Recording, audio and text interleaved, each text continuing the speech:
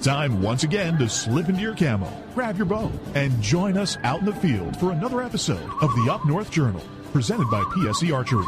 The Up North Journal crew is knocked and ready to rock for another exciting adventure. So let's step outside and hit the trail.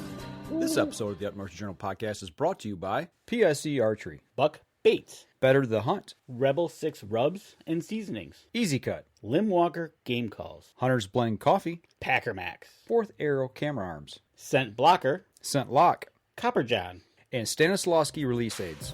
Welcome back to another episode of the Up North Journal podcast, everybody. I'm host Mike Adams, social distancing in the cabin, and Dan DePaul joining me from UNJ Cabin South. What's going on, Dan? Nothing. What's happening, Mr. Mike? Enjoying our COVID time? Yeah, absolutely. But, as we always do before we get started, take care of some business for us, would you? Absolutely. There is nothing better than taking some business and helping our supporters that help us, because that's what we do. Uh-oh. Now Danny's going to fade out on me. Not good. Us? You're fading out, Danny. What? Yeah. You know what? It seems like right about 7 o'clock, everybody kind of starts to fade in and out here on the internet. So I'll tell you what. You sit back. I'll take care of the business this week. How about that? All right. So without further ado, we'll make sure everybody gets over to Hunter's Blend Coffee, huntersblend.com, and use the promo code UNJ, capital U, capital N, capital J, and save 10% on your order over there when you check out. And I've got my cup right here right now of good hot Hunter's Blend coffee for tonight's show. But that's not all. We've also got Buck Baits, who's got some new gear this year out. And I know deer season's a little ways off, but go over and check out some of their new products over at buckbaits.com and use the UNJ promo, or the Up North Journal promo code for 20% off your order over there when you check out. And we don't want to forget our good friends over at rebel6rubs.com. And I've been putting different flavors on my popcorn and putting some different rubs on some different on the grill here in the last couple weeks. So make doggone sure you get over there and get your supply of rubs for any of the meats that you might be putting on the grill, or even if it's, like I said, popcorn, because that's what I've been putting it on. And I tell you what, this stuff is awesome. So go over and check them out and use North Journal to save 20% on your order. And Dan, you've got the last one for us. I don't have that slate up yet.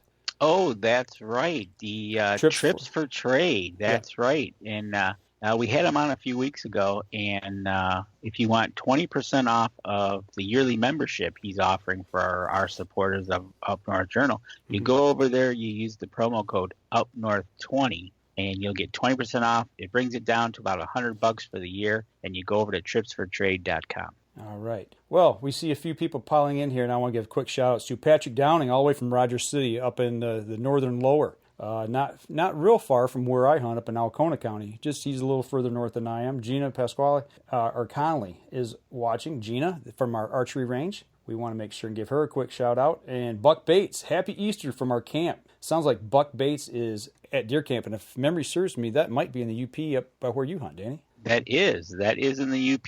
That is, actually, I go by there as I'm zipping west along the UP. He's in about the middle UP. Okay. Charles Byram's watching, and over from Iowa, and Patrick Dean. Happy Easter, everyone, and back at you.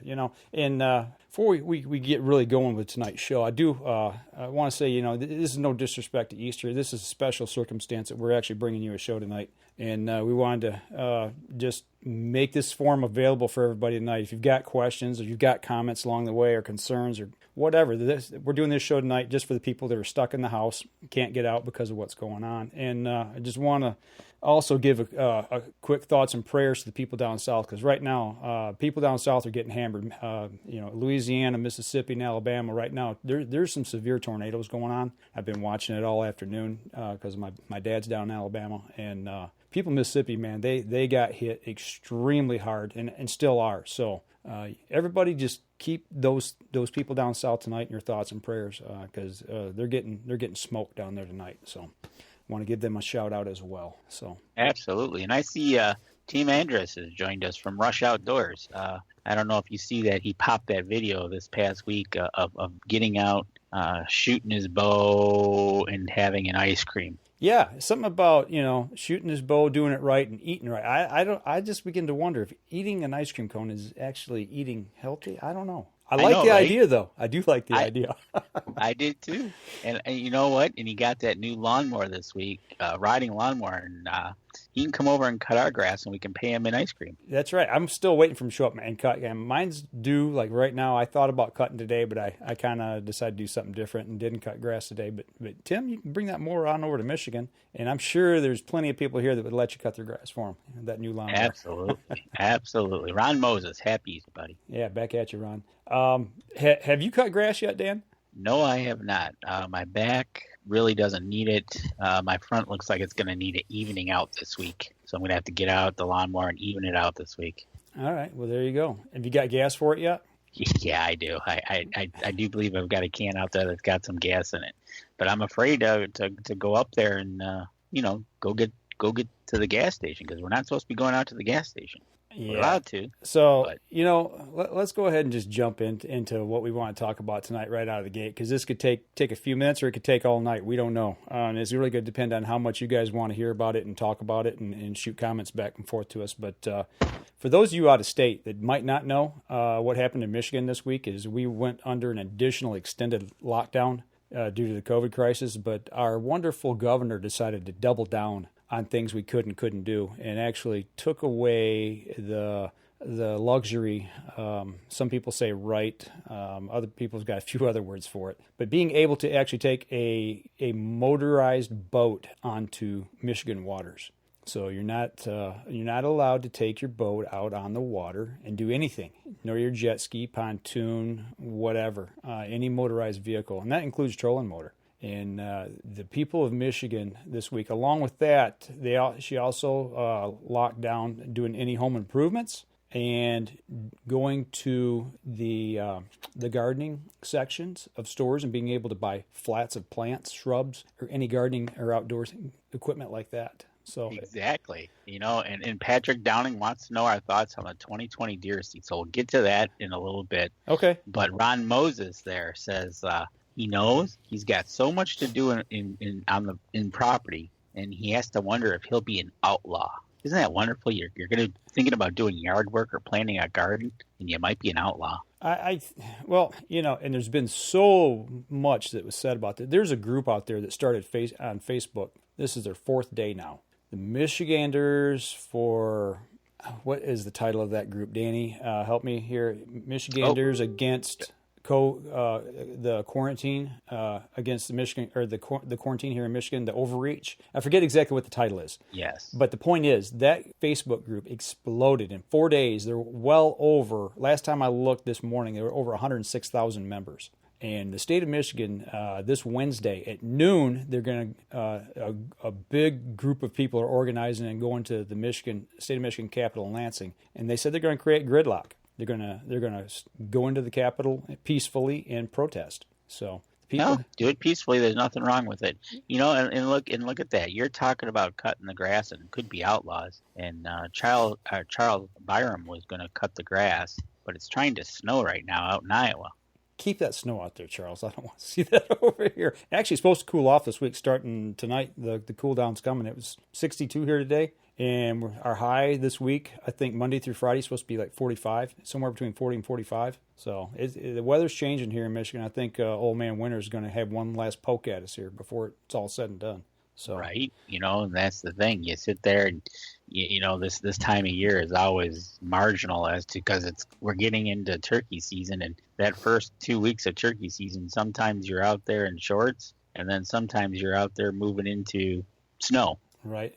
Chris Kreiner said last time he looked at that group, it's 256,000. 200. That's 250,000 people in 4 days on Facebook. Now, you want to tell me that there's not some ticked off Michiganders in this state that are ticked about their rights being taken away to be able to, and it's not about the quarantine itself. It's about what's being taken away and being taken away from people that could do something sensibly and still stay in quarantine, do it safely. We're being treated, kind of, I guess, like third graders. What do you think, Dan? I kind of agree with you there. I understand the severity of the issue and what we're hearing on the news and what we're not hearing on the news. But when you go and you make comments the way you do or put out things such as what's happening, is it in the best interest of everybody in the state, or is it in best interest in the select? I know it's bad. It's a flu. People are dying. We can't have that. That's for sure. But you know what? We can't stop living either. I find that hard. That just everybody just stop. Right. That go ahead. That worries me when we're going to the extremes of just stopping the world. Basically, we've stopped our economy, and I know there's other countries that have the same issue, but never really stopped their economy. Right. Well, I know, you and I have talked about this. Is the cure worse than the problem? Right. Are we going to see people lose? I mean, they've already lost jobs. Thank goodness there's unemployment for most people, but they're having a hard time paying their bills. Thank goodness I'm still employed. My wife's still employed, and my son, he's able to get unemployment, and my daughter, she's still employed, and my other daughter, her husband's still employed. So I mean, really, we've been very, very lucky. I know you're still working from home, Dan. So yep. There's people that are still able to do that, but there's a lot of people that are losing their livelihood. And are they going to go bankrupt? Are they going to lose their home? Are they going to lose their business? What's going to happen down the road? If we could just take some measures and sensibly do things and keep keep limping along until this is over with. But sometimes I really wonder, is the cure worse than the problem itself? I mean, we had a person here locally that went nuts out in public and took their own life this week. You know what? And pretty much everybody, that from Michigan kind of sees what's going on here. Ron Moses is a truck driver, and he's been around the country. And he's commented here that he's been around the country seeing what's going on in other states. Absolutely. So he's getting a firsthand look at what happens. I think he's been to New Jersey, Pennsylvania. He's going during the week and he's seeing what's happening. And Buck Bates is right. These small businesses are going to need some help. We just can't stop. No, you can't just shut everything down. I mean, what's going to happen? It's another thing is we don't want to rely on the federal government for everything. At least I don't personally. I mean, I want to be my own person. I want to be able to take care of myself. I want to be able to, raise my family and provide for them. You don't want to sit back and wait for that handout all the time. Sometimes we need to step up and take care of things ourselves. But in a lot of ways, state government or federal government are not letting us do that. So. Exactly. And it's the Michiganders Against Excessive Quarantine. There you go. That's the name of the place. Yep. Or the group. So, and the thing is, there's been a lot of good talk over there this week too. I've really been digging in and reading a lot of the posts and going through them pretty deep. And most of the people over there, I mean, I would say 98, 99% of them sound like just good, hard-working Michiganders, and it's not a political thing one way or the other. It's not Democrat and Republican, fighting. It's none of that. There's people from both sides of the aisle that just say, hey, you know what? We can handle this. You just got to let us take care of it on our turn. Let us be able to do these things and move forward. We can do these things safely if you just give us the opportunity. So, and that's it. And then I saw an article this week. They made a big thing over at the Suburban Showcase that it was going to be a field hospital and get ready. And all of a sudden, I just saw an article. I think it was either this morning or yesterday that they're scaling it back now. Right. So what's that tell you? Right. Quick shout out. Neil Roney's just tuned in. I haven't heard from Neil in quite a while. A former podcaster that started back about the same time that we did here. So hopefully everything is going well for you over in Colorado. I think that's where you're still at. Jeff Oakes is joining in with us as well. Ron Moses says, after this, can they call guns a pandemic? Ron, don't even say that, man. That's that's part of this problem right now, is you wonder how far this is going to go and how far they're really going to push people. When you telling these businesses that they can't sell flats of plants for people to plant gardens, you can't go in and get your fertilizer or your bags of black dirt to plant a small garden in the backyard. But still you can buy alcohol, you can buy lottery tickets, and you can go line up at the stores. They're putting people outside these stores now in lines, even though they want them 6 feet apart. But that stuff's not going to happen. So, well, that's the thing. I went to Walmart yesterday, and we had to wait in line to get into the building, which was fine. I was only 4 deep at the time. But once you got into the store, it was kind of, you moved as free as you wanted. You went over by the garden section. They had the yellow tape. Can't go in there. Mm-hmm. But I was able to get in, get my stuff that I needed, and got out. Now, I thought I did it about as safely as I could. And when I got out, I used hand sanitizer. My daughter used hand sanitizer. And, we went on our way. And as a matter of fact, we went over to Kentucky Fried Chicken to help support a restaurant in the area for that matter. It's like normally we'd probably go out on a Saturday night, but we couldn't. So we figured, hey, let's pick up a meal and we'll support them and then go home. Right. Ron says, once we're unlocked, what says it isn't going to spread again? He said Sweden went with the herd immunity and it worked. I've heard that, and the problem is who do you believe? I've heard so much about Sweden, both good and bad. And that's the other problem is the media right now, depending on who you listen to and where you're getting your information from, and the numbers, they're so convoluted, nobody knows what to believe anymore. That's half the battle right now is what are people telling us and why are they telling us what they're telling us? Exactly. And that protest that they're planning, I think is supposed to happen on April 15th, correct? April 15th at noon, yes. And here's the issue is most people when they organize these what do you want to call it? This walk or this gridlock, this protest, or even take it to the DNR level, to these NRC meetings. Most of these things are done during the week, Monday through Friday, in the middle of the day. Most people are working. Not now. There's a lot of people in Michigan that are out of work. There's going to be a lot of people, I believe, in Lansing. And I think their voices are going to be heard. I really do. I think this might be something that finally says, you know what? The government, don't forget, we don't serve them. They work for us. And it's about time they start listening. You're right. And Charles Barham is chiming in, and he wants to give props to his own governor out in Iowa. And she believes that we are all responsible enough to take care of ourselves and don't need the government to dictate every little thing that we do. There you go. Common sense. Whatever happened to common sense? We talk about the motorized boat thing here in the state of Michigan. Yesterday I was outside. We were in the front yard hanging out, just enjoying some air and getting some sunshine. And I seen a guy pulling a pontoon on a trailer down the road. And I'm like, oh, he better watch out. DNR is going to get him, for pulling a pontoon down the road. I said, law, and I kind of yelled out, lawbreaker,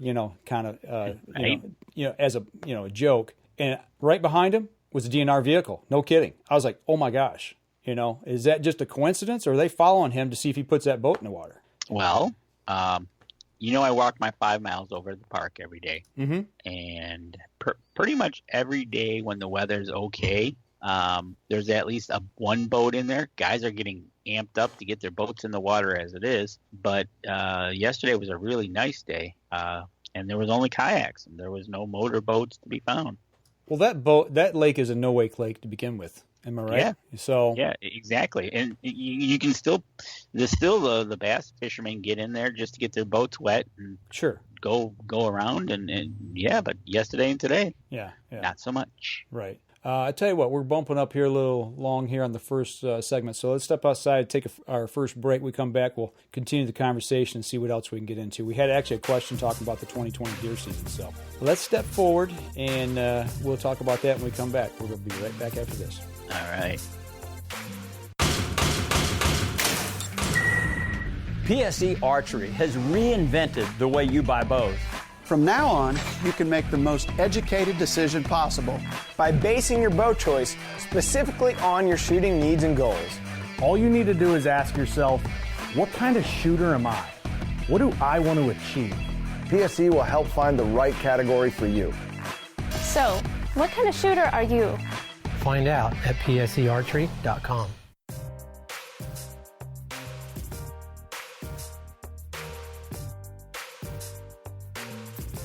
Welcome back. Second segment of the show on Easter Sunday. Hopefully everybody had a good Easter. Hopefully you were able to spend time with family or go to church virtually online. I know I did this morning. It's the way we've been doing it for the last 4 weeks. The way we've been doing the show. How many shows is this now, Danny? We've been doing virtually. Is this our fourth? This is our third. Well, the first one with Ken, last week with Lincoln, and this week, so it makes three. That's four in a row. This is our fourth now. So or third. Third. So okay. So yeah, Chris Kreiner is chiming in and says he's heard that the DNR is enforcing this rule. He's heard of boats being escorted off the water. Wonderful. Well, there was a good point brought up about this week, and that was the Great Lakes and the Great Lake waterways are controlled by the federal government. The state does have jurisdiction over certain things on it, but the federal government is the one that controls it. And people are saying that the state cannot supersede federal government law and tell people they can't go on federal waters. So some people are saying, hey, we're going to go fishing on the Great Lakes, and that's where they're going. Lake St. Clair, Detroit River. Yeah, well, right there, Patrick Dean. DNR has been blocking ramps at Erie and Detroit River with their trucks. I've heard they've been blocking the ramps. I've heard they've been putting things in the way so people can't put their boats in. And I was actually going to drive today over there. We've got 1, 2, 3. We've got 3 public boat launches here within a 5-mile radius of the house. That would be Lake Fenton's public, Lake Penema's public, and then Seven Lakes State Park is public. Danny, when you're over there at Seven Lakes, are you seeing back by the boat launch? Are you seeing anything back there? Have they blocked it? There was nothing. There was people putting kayaks in. Okay, but really, you can park back there at that parking area and dump a kayak in just about anywhere. Have they put the boat ramp was fine? It was fine. Okay, so the actual dock is in. Yep, okay. The actual dock is in and everything. And I think every day I've been there, I have seen the DNR truck in there. Mm-hmm. So I don't know. And there was no boats in there today. There was only kayaks.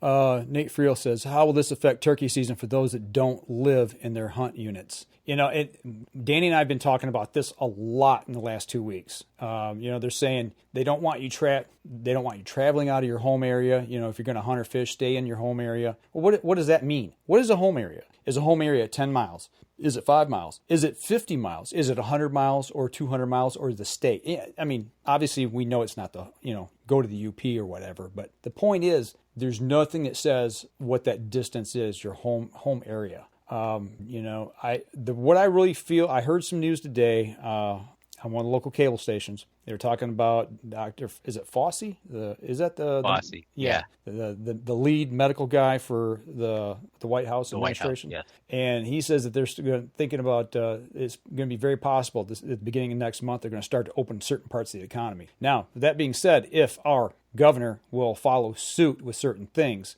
and not clamp down even further and request an even stricter quarantine, I don't see why the month of May we shouldn't be able to go hunt.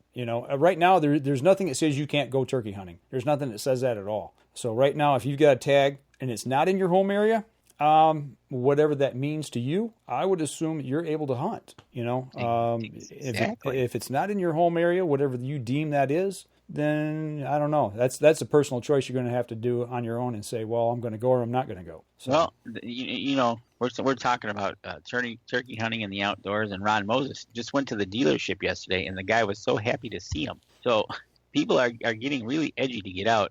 If this affects at the start of turkey season, mm-hmm. and people are getting on edge to get out. There's no doubt about it, and especially with the weather doing it like it is, and it's just getting out and getting there. And you're right. I don't see anything now. We don't know what's going to happen after April 30th, right? That's the end date. So yeah. Well, and from what I understand here in the state of Michigan, in order to extend that, it has to get the legislature's approval. And after what happened this last week, I don't see that happening. So I don't know what's going to happen after that. It might become a court battle. Who knows? I never thought we'd be sitting here talking about this on the show. The fact, can we go hunting? Can we go fishing? Are we going to be allowed to? Right now, the gun stores are shut down. You can't, here in the state of Michigan, you can't go to a gun store and get ammunition or buy a firearm. They're shut down because it's deemed non-essential, according to the state. It's according to our government. But am I allowed to buy ammo or a gun over at my local big box store across town? Was it roped off when you went in there? Nope. They were matter of fact, they were at the counter buying licenses, I do believe. Well, buying a license is one thing, Right, but I didn't even think to look and go check. Actually, it was pretty busy over there. I don't know what they were doing. I went over there right before this all started, before this big shutdown happened. I was over there. Actually, I was getting weight equipment. It was the day after. It was the day of the shutdown of the gyms, workout gyms here. Oh yeah. Which was Monday. No, that was Wednesday, the 11th of March, because it was the day after we voted here, our local primaries, which was Tuesday the 10th. And I just, for grins and giggles, I said, I just wonder. And I walked down the aisle where they have ammunition, and the entire case was empty, completely empty. There was no ammunition on the shelf anywhere. Now, whether they pulled it, I don't know. Or whether it was all gone because it was bought, I don't know. Exactly. I know the 22s are being bought up. Comments coming in. Patrick Dean says he heard 14 miles from someone that was pulled over by the police the other night in Commerce Township. Nate Friel, he's got calls into the DNR and the county sheriff to see because he's going to be hunting for Osco County, lives in Genesee County. I guess just tell him you're going to go for an exercise walk. Right. I don't know. Yeah. And the other part of it is they don't want you going to a secondary home heading north, and the people up north really don't want that happening either, just due to the conditions of the hospitals up there of taking the virus north or inundating their food supplies up there when everybody moves, from the cities here in the south. When everybody floods the north, all of a sudden, things can happen up there as well. And I understand that. But if you're going to go, if you're going to take your own food up, here's my thing. Can you drive to your camp or wherever you're going to hunt on one tank of gas? Can you drive there and back to your house? Can you make it that far on a tank of gas? Can you take your own food with you? And if you can do that and you're self-sufficient, I don't see a problem with it. I really don't. Here's where we're come to.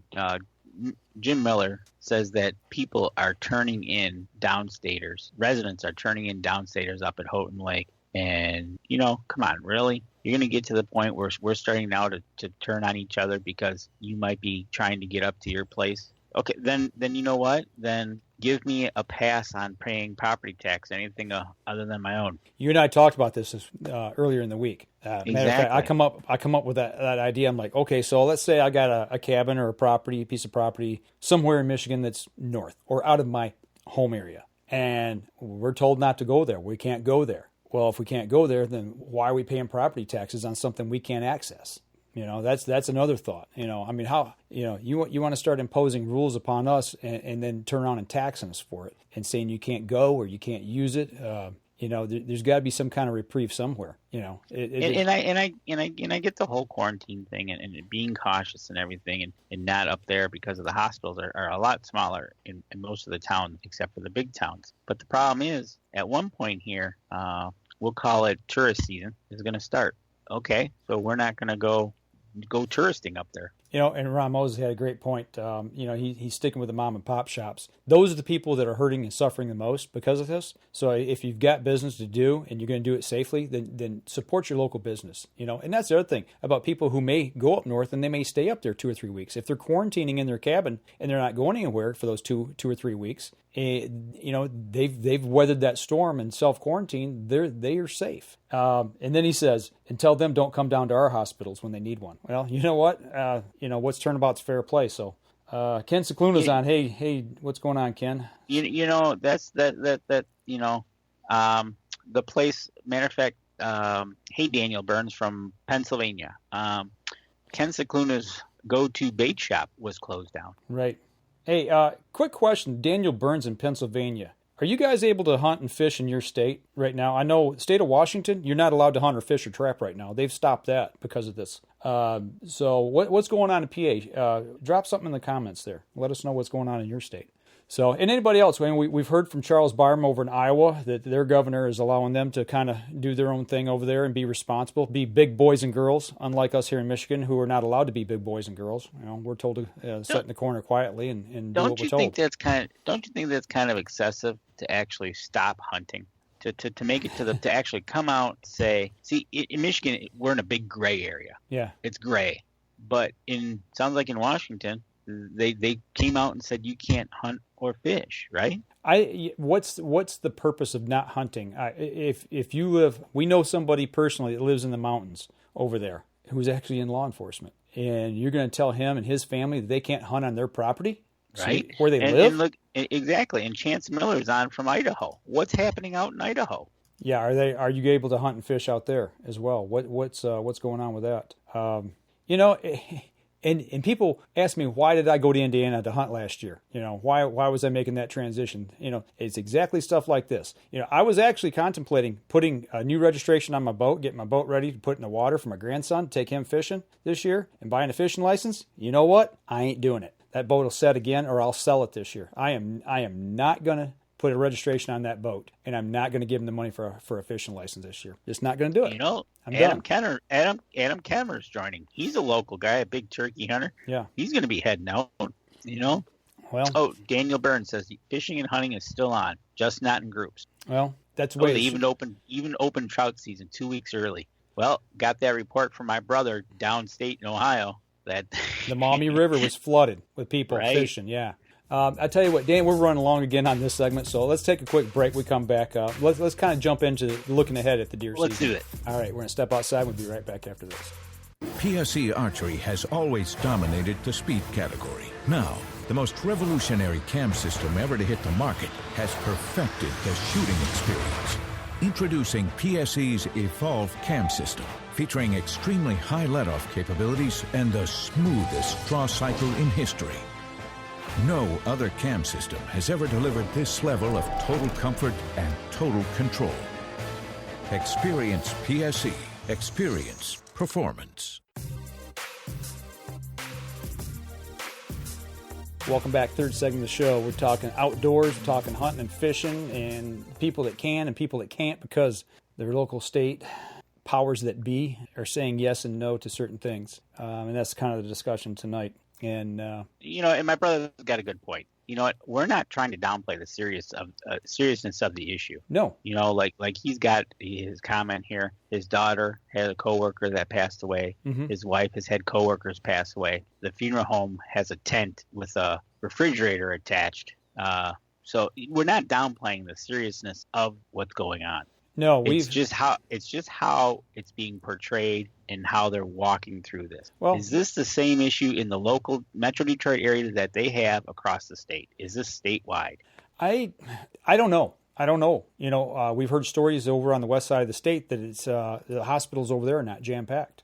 They took these two field hospitals that they put down in Metro Detroit area. One was Cobo Arena, former Cobo, and that was supposed to be 1,000 beds. They've now scaled it back to 250, so that tells me that they're not expecting nowhere near as many people as what they once thought. The Novi Suburban Showplace, where we went to Outdoorama, a month and a half ago? Yep.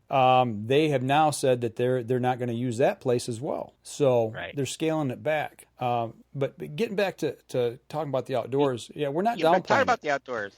Chance Miller from Idaho actually has a comment here that says he just upgraded his bow sight and rest, and he can't wait to get shooting and sighting in. Absolutely. There is no better time than any time to get out and shoot your bow.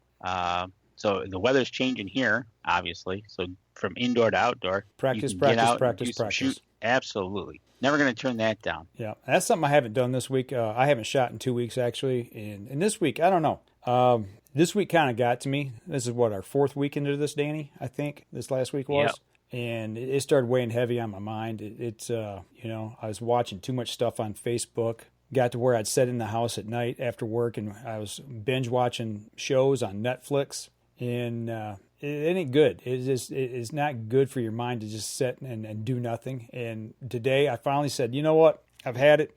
Enough's enough. I got out and I ran my 2 miles. I know you've been getting outside and walking 5 miles a day. Yep. And it felt good. It really did. It felt good to get back out and get back on the horse again, so to speak, and get after it. So, Chance, get out there and shoot the bow. Get out there with your kids. If, for those of you who've got kids or grandkids, and teach them something about the outdoors, And if you can't go, a long ways away to take them to go do something, do what you can there in your backyard, whether you're in the city or whether you're out in the wilderness. So, get out there and absolutely. Shoot. Ron Moses itching to get his new 450 out there to sight it in that his wife got him for Christmas. Well, get out and do it.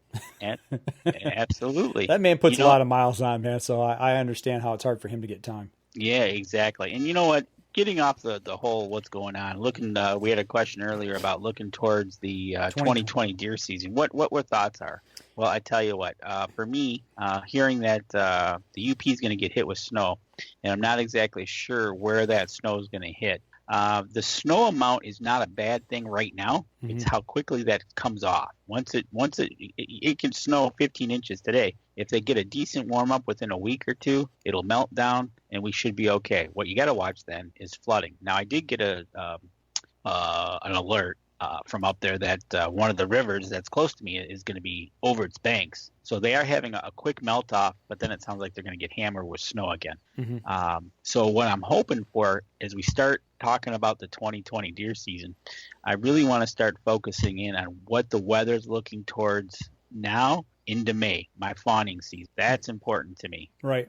Well, yeah, when you get into green up, that's the key thing is how quickly can you get food back on the ground for animals, especially up in the area where you're at, where there's not a lot of agriculture and they're depending on, the actual natural forbs and forage in the forest where you're at. We plant a lot of food plots where we're at. So we do try to help them out along the way. But the other issue is, like I've said before, in our area, we don't have a lot of farm fields around the area. And we're really one of the few places that plant quite a bit of food plots. So you're right, Dan. It boils down to, and when that snow melts, what's the weather afterwards? Does it refreeze and freeze that ground up? If that ground stays frozen and they can't get down and dig into like maybe some brassicas that were planted that made it through the winter, and digging them things up trying to get them, or allow those new shoots of rye and wheat to come up and clover to green up to where they can actually start getting ready to make milk for the fawning season. Exactly. And Chance Miller right there, he's talking about the mental health is very important. It's very important for everybody's mental health to be able to do things and have our freedoms about that. And he got his kid a bow for Easter. So guess what? He is just itching to get out there, I bet. Yeah, actually, him and I, we were talking here about a week or two ago about getting his son a bow. So congrats on getting him a bow and getting one in his hands and starting him out. Man, pass that tradition on. That's key. It is so key. Keep kids off of these devices. We're glad you guys are here watching and gals are watching tonight with us. And obviously and this is how we do our show. But like I said, I've spent too much time this week on my phone reading stuff I really didn't need to be reading. And it gets in your head. So you're right, Chance. It's the mental instability that comes with this kind of stuff when you're kept under a quarantine where you can't travel and get to the outdoors. I feel so bad for the people that live in these inner cities where the problem is really festering. And it's kind of it is rampant. I won't say kind of. It is rampant in these bigger cities, and they're not allowed to travel outside these areas to get out and get some fresh air in the Great White North. Or smell the pine needles, or get in a kayak up on a river up north or a lake and go to the UP or anything like that. It's just, that's what helps fuel me throughout the year is getting up to camp, going turkey hunting, going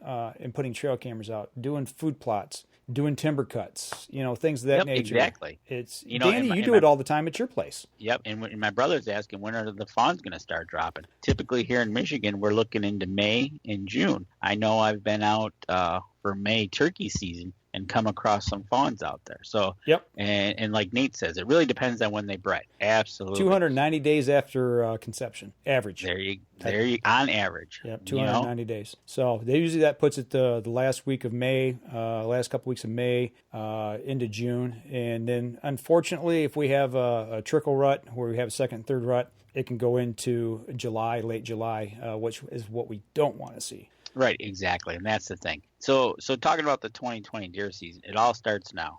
Coming out of winter, we talked with Lincoln last week, talking about food plotting. What if you're going to start thinking about food plots? Doesn't have to be a big plot. You can even think about water holes. Water holes are a good trend to go after.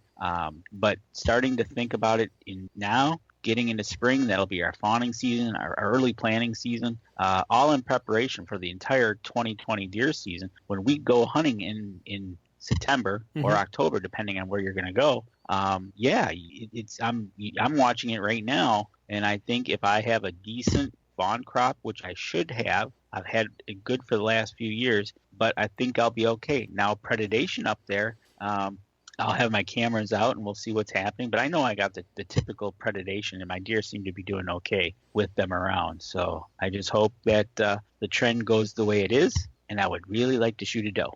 Well, and I think, that's kind of what you're experiencing in the UP. I haven't been to camp since we went up for the deer necropsy, which was the second week of February.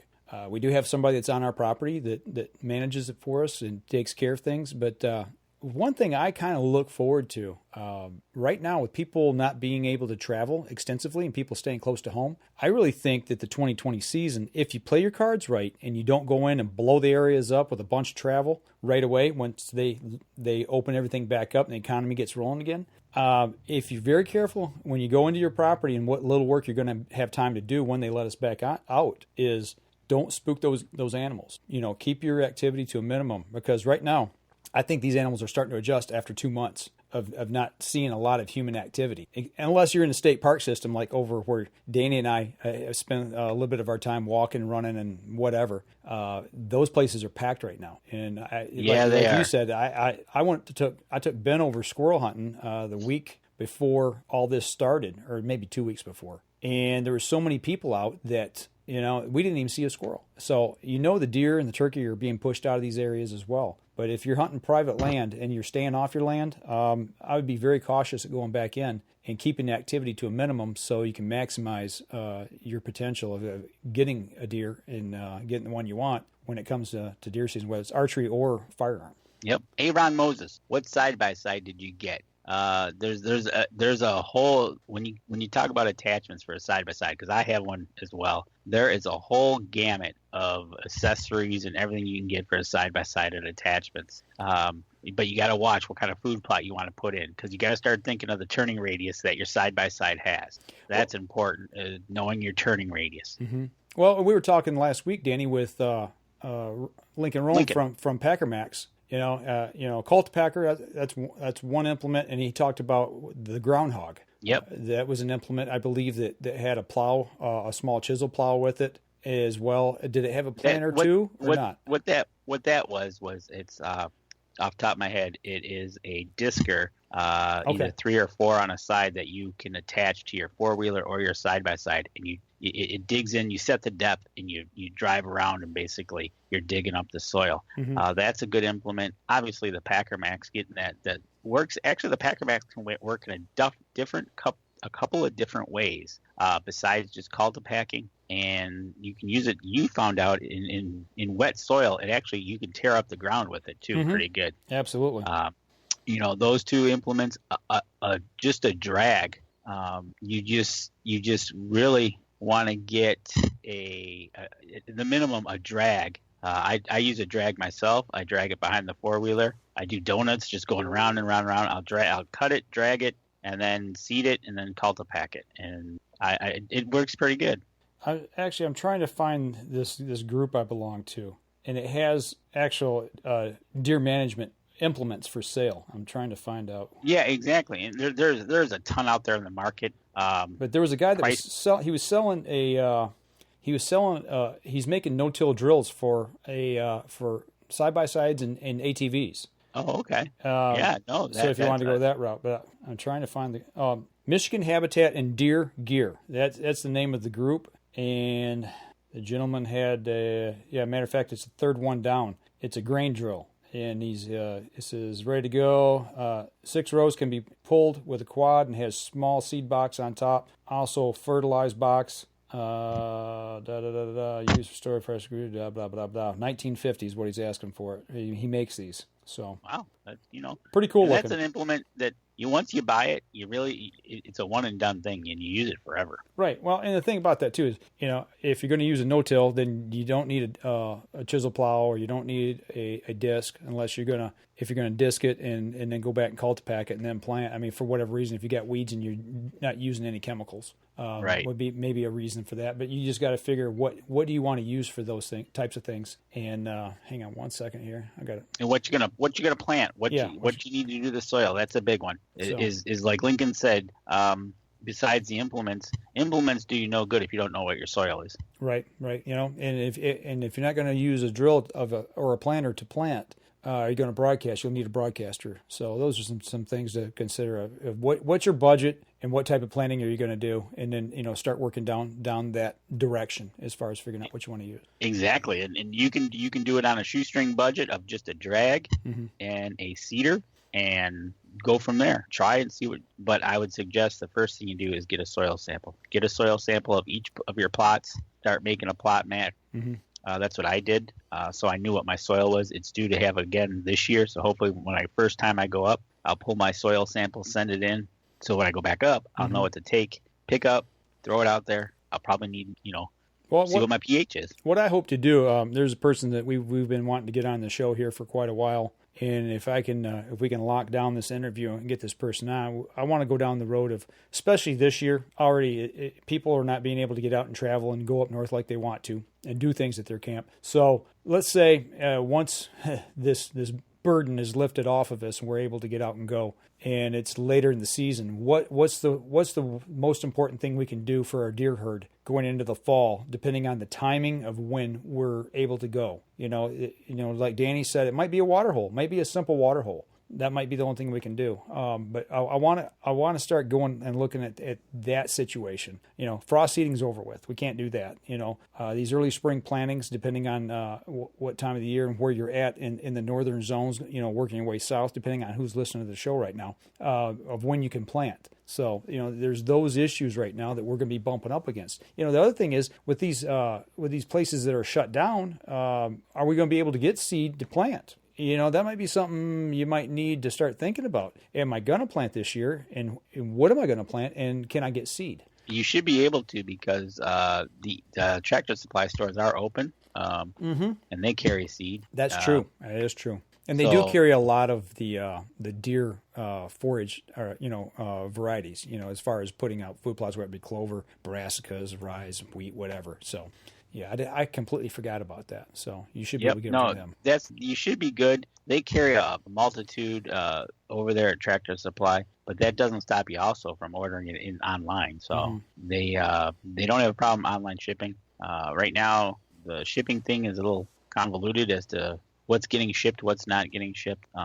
But anyways, you should be able to get it, but you can always start planning. If you're going to be out fishing, you can start, you're sitting at home right now, you can start thinking of fishing ideas. Maybe planning to go to a new lake, or how you're going to fish your lake that you go to nowadays. My brother said that he's dying to get out there fishing. Now, he might be thinking, what's he going to go fishing for? Is he going to do, to go do some fly fishing that he wants to do? I saw a guy fly fishing today, matter of fact. Well, it's going to be really interesting. We've talked about the boating issue here in the state of Michigan, that we're not allowed to use motorboats. So this is the 12th of April. So in another, 2 weekends from now is the opener of trout season. What's going to happen for the opener of trout season? How's the DNR going to start policing that? Because at that time of year, there's a lot of people that start heading north that want to go. Are they going to close the trout opener? We haven't heard anything on that yet. I've not heard a plan for that. I think what's going to happen is they're going to be watching really close at how close people are fishing to each other. Is that the last Saturday in April? Yes. I think it opens at midnight on that Saturday, if memory serves me correctly. I could be wrong on that, but it's the last weekend of April. So the 25th.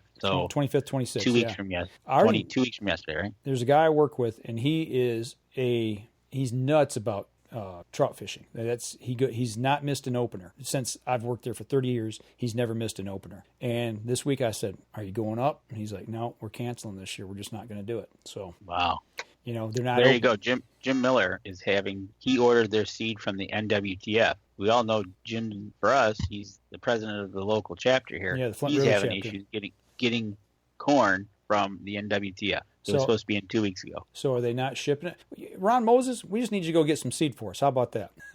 Actually, he did a good job of going to get coffee. Yeah, he got coffee. Now we need some seed, man. Go get some seed so we can plant some food plots. We'll have to just share it, I guess. Can't sell it, but maybe we can share it. Right, exactly. What about the barter system? Can you barter? I don't know. Right. Let's go back to the old way of doing things. You know what I'm saying? Right, exactly. So, thinking about 2020 deer season, it started now. I'm hoping for a good spring, good fawning season. It's going to be an exciting October and November, and we'll see how the moons play out this year, that's for sure. Well, right now, I know we are up in our area, up in Alcona County. We had a mild winter compared to winters of the past. Deer made it through just fine. Deer look healthy. Deer have already moved back into our food plots at our place from last year. We're getting green up already. And I'm looking for good things up there this year. I'm still going to Indiana, though. Good Lord willing, the creeks don't rise and COVID leaves us. That's the plan. I'm going to still hunt both places. So, but I'll tell you what, we're another long break here. We need to take our last break. We come back, we'll carry on the last segment. So we'll be right back after this.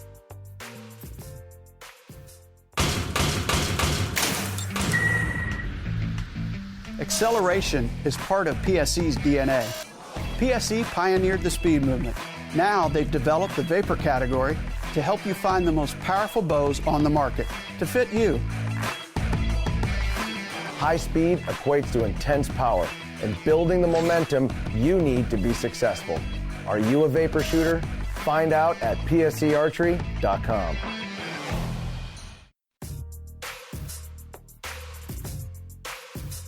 Welcome back. Last segment of the show. We've got a lot of people on tonight, dropping comments along the way. For those of you on the podcast, if you've not watched the live shows, you need to go over to Facebook, our Up North Journal Facebook page, every Sunday night at 7 o'clock. We go live, and we have a great chat room going on tonight. A lot of people are chiming in and got some great comments. That just goes to show, for any of our legislators out there that might come across this feed, I know there's one up north that we talk to a little bit every now and then.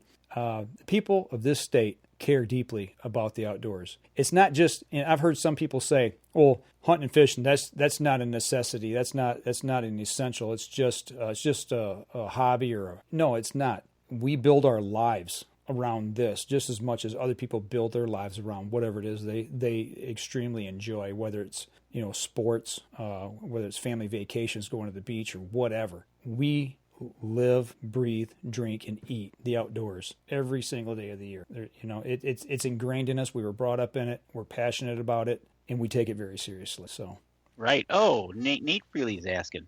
All right. Would you rather shoot a single pin, a 3-pin, or a float with a float, or a 5-pin? Great question. I actually saw Bobby Vargas from PSE Archery ask this pretty much the same question this week about pin placement and setup of what everybody likes to do. It was a great question that he put out.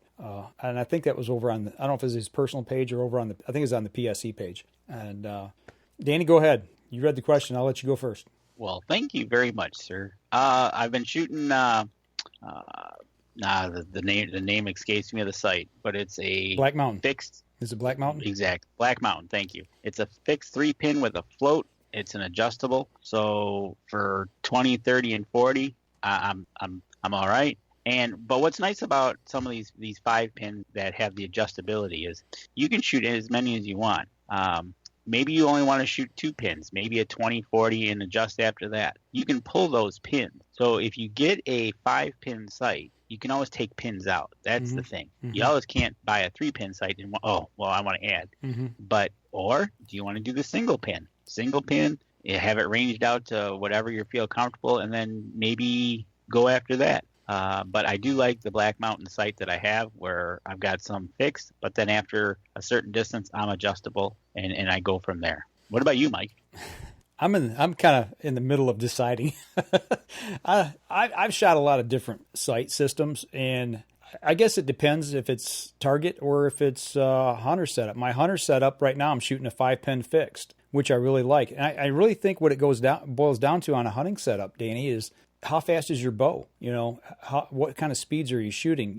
Can you shoot a 20-yard, 30-yard pin? You know what I'm saying? Put one pin at 30 or at 20, maybe put it 25 yards and still shoot that 20 to 30-yard range, with very little difference in accuracy. You know what I'm saying? Whereas if you're shooting a slower bow or maybe a heavier arrow, maybe you do need those 5 pins to shoot 20, 30, 40, 50 in a 60 if you're going to shoot that far. And that's kind of where I'm at. Last year I used the Evolve 31. I was shooting a 250 spined Maxima Red, I think is what I was using last year. No. Well, the Maxima Red, we were shooting the SDs last year. We were shooting the SDs last year. Yeah, and at that distance, I still... That's the other part. Yeah, I shoot, a 20, a 30, a 40, a 50, and then a 60. And if you're shooting 3D archery, that can play a big difference as well. Can you set those to where you can actually see between the pins and pin gap it? Are you using a 0.19 pin sight, a pin, or a 0.29? I think those play a lot. How big is the dot that you're using for your aiming point? Can you see between them and pin gap for those in between distances? Exactly. That's another thing. He asked us about the sight, but it also gets into your arrows, because a good friend of ours, Denny Steiner, he actually, when he went to Africa, he took one bow, but he took 2 sights and 2 sets of arrows. For one setup, he used one sight and the heavier arrows, and instead of changing everything over, he just switched his sight to the other set of arrows, which was a lighter set for a different animal, and he was right on right where he was at. So that's how he did it. If you get into that, you might want to check into what kind of arrows are you shooting. Right. You need to shoot a little bit heavier, a little bit lighter. Shooting the lighter ones, maybe you can get that 20, 30-yard pin to 1. Yeah, and obviously too, I think it boils down to what's your effective range. If your effective range and you don't want to shoot over 40 yards, or maybe you don't want to shoot over 30 yards at an animal, with your the ability that you feel comfortable at shooting. So at that point, I would, you don't need 5 pins unless you're just practicing at those distances. Exactly. Well, okay, so there you go. There you go. My brother asked for our hunter setup. What is your furthest distance? For me, easy answer. What do you practice at? What do I practice at? Yeah, exactly. It's what you feel comfortable practicing at, right, Mike? Exactly. For me personally, I shoot 80, 90, 100 yards. Not with my hunting setup, but with my target bow. I've shot 80 yards with my hunting setup, and the only reason I won't shoot further is because of my sight picture. And at that point, I'm just at 80 yards. I'm freewheeling at that point because I don't have anything to really lock down on the bullseye at that distance. I mean, I am completely, my window. I'm using my bubble. Actually, no, I take that back at 70 yards because I'm using the top of my bubble to aim with at 70 yards, and there's no way I would do that on a game. But because you don't have the slider on your bow. Not on my hunting rig. No. Nope. I got the slider on mine. If I really went to it, my range here in the backyard, I can go to 90 yards if I really wanted to reach out and touch. Mm-hmm. But would I feel comfortable in that? If I practice it enough, I probably could feel comfortable. Yeah. But lo and behold, what do you feel comfortable practicing at? That's your distance. Exactly. So, yeah, your effective range is your effective range. It might be 20 yards. It might be 100 yards. We know people that hunt animals at 100 yards with a bow, and it's because they're deadly with them. They practice, and they're set up. They're confident when they take that shot. And it's not being cocky. It's not being arrogant about it. It's because they can do it. It's just like a guy who's a sniper, that can shoot out to a mile with a rifle. I can't do that because I haven't practiced that. Those guys are disciplined in that, and if you discipline yourself, your effective range is whatever you're confident at shooting at that distance. And that goes back into turkey hunting too, using a gun. Mm-hmm.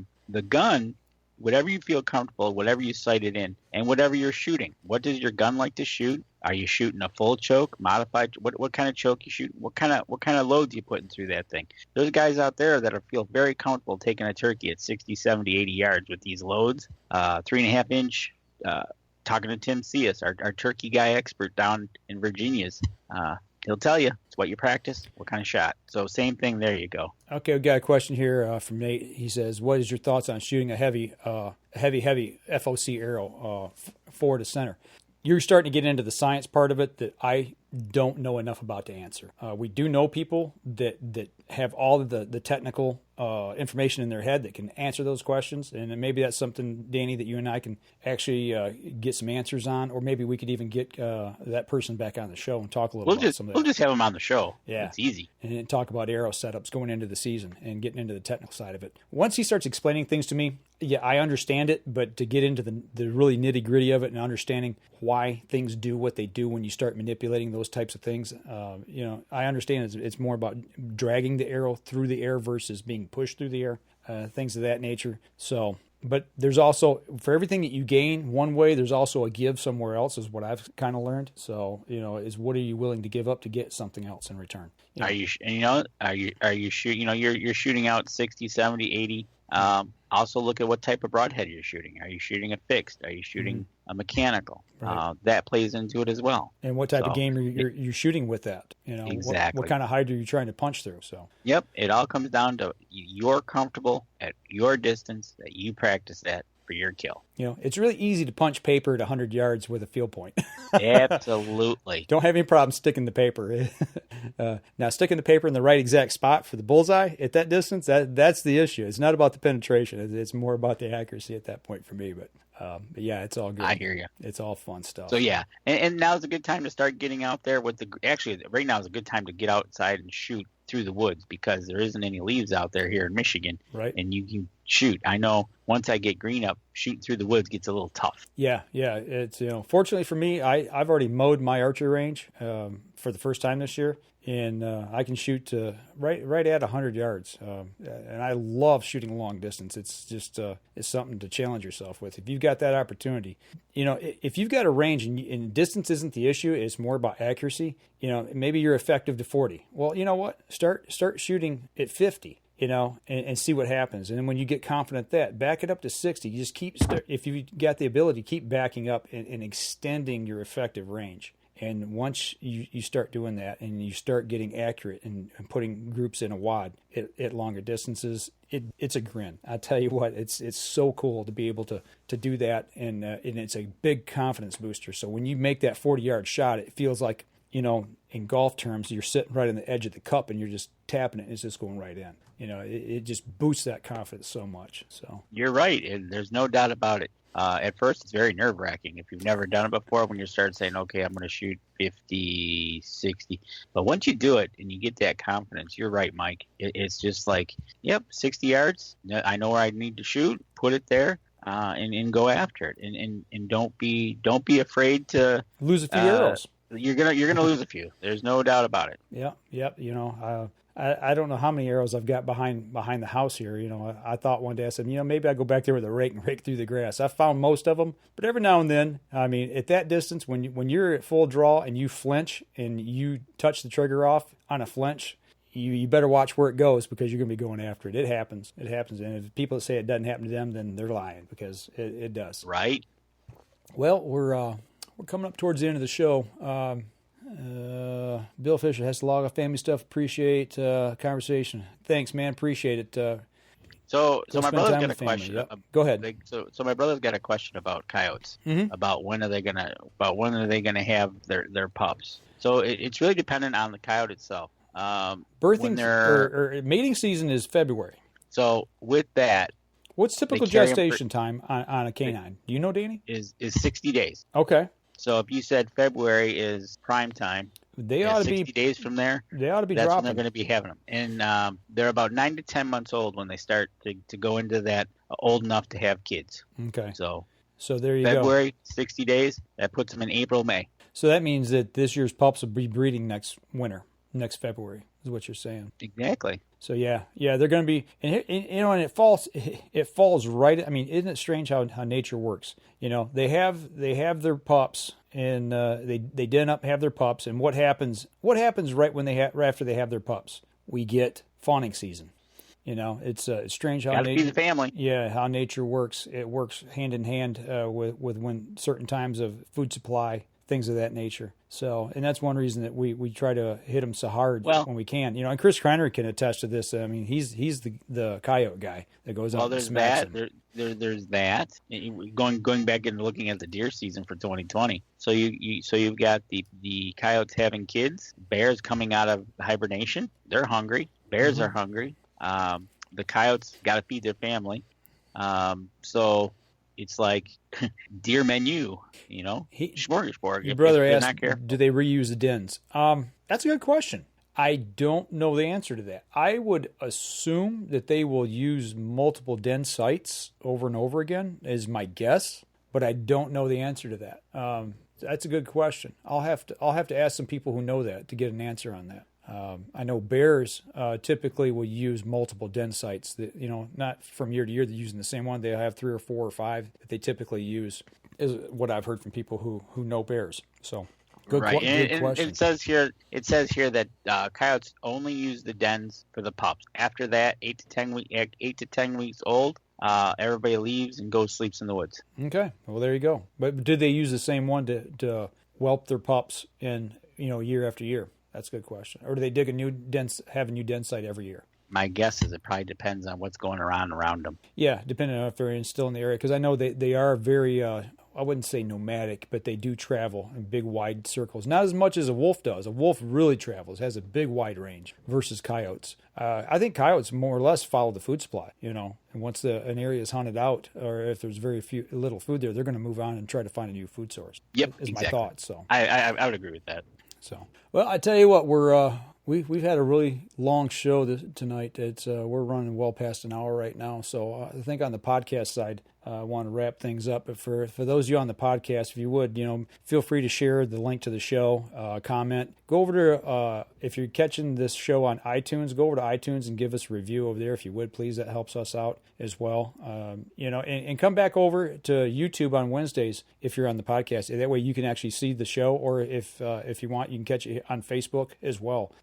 Right after the show's done, it'll post and you can catch it on Facebook. But share it if you would. Give us a like. It helps us out, and we continue to bring good content to you. So, Danny, who we got on next week? We're bringing on Rebel 6 Rubs? Next week, we're going to have somebody from Rebel 6 Rubs that's going to give us the lowdown on how to use the Rebel 6 Rubs, maybe a few recipes as to how they've used it and which ones they did use. Okay. And so I think it's going to be a mouth-watering show next week. Okay. Are we going to get a cooking demonstration at all? I'm hoping to. Okay. I'll see what I can do. I might try to put something together here for myself. And I don't know about you. If you've got anything you can put together, maybe we'll talk during the week and see if we can't put something together and share that as well. Absolutely. I got some Rebel 6 Rubs here that I'll see what I can do. Maybe make a little fish dinner or something here for the show, and I'll be glad to eat it during the show.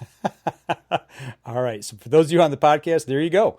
Tune in next week, and hopefully we'll have some food, at least for us. I don't know about y'all. You'll have to get your own. But, tune in next week, and we'll be back again then. Y'all take care, and we'll see you next week. This episode was brought to you by PSE Archery, Buck Bait, Better the Hunt, Rebel 6 Rubs and Seasonings, Easy Cut, Lim Walker Game Call, Hunter's Blend Coffee, Packer Mac, Fourth Arrow Camera Arms, Scent Blocker, Scent Lock, Copper John, and Stanislawski Release Aids. Thanks for listening, and join us again here next week. Until then, remember, as we always like to say, if you're out on the water or in the woods, shoot straight and be safe until next week on the Up North Journal.